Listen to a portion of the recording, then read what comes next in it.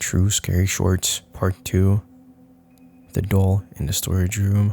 When I was younger, I'd go visit my grandparents all the time. They lived in a one-floor house with an unfinished basement. I never liked it down there. It felt small for a big basement.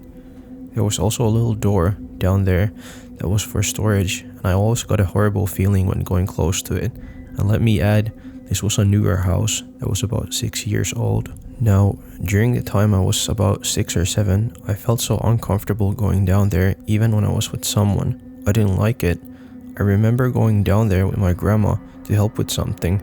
She had to run upstairs because someone rang the doorbell. She said she would be right back even though she knew how I felt about being alone down there, but I nodded and said okay.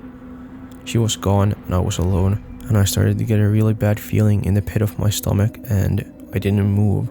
I didn't even want to move. Even though the lights were on now, this is where everything started happening, and it's still giving me chills. The lights started to flicker, and I started to hear noises and what sounded like talking, and it was not coming from upstairs, but from the storage room. I heard someone say my name, and here's the part that freaks me out the most. The voice sounded like my grandma. I was confused as hell. How am I hearing her when she's upstairs? I didn't want to move, but me being the curious one I am, I started moving towards the storage room door. The closer I got, the worse the bad feeling came. When I got to the door, the lights turned off in the basement. I wanted to run upstairs and hide, go home somewhere that wasn't the basement. I heard my name again for the second time, my grandma's voice asking me to open the door to help her, so I did, and I regret it. I couldn't see anything. It was pitch black.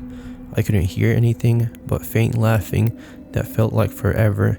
But then the laughing stopped and the lights turned back on in the basement, and I felt a little bit better with the lights back on. But the downside was that now I could see into the storage room. I saw a small clown doll in the storage room, and my grandma hates clowns with a passion and wants nothing to do with them, so why is there a clown doll?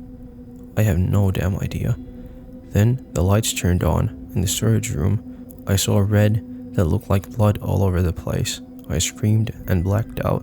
And the next thing I know, I was laying on the couch, my grandma looking at me and asking if I was okay.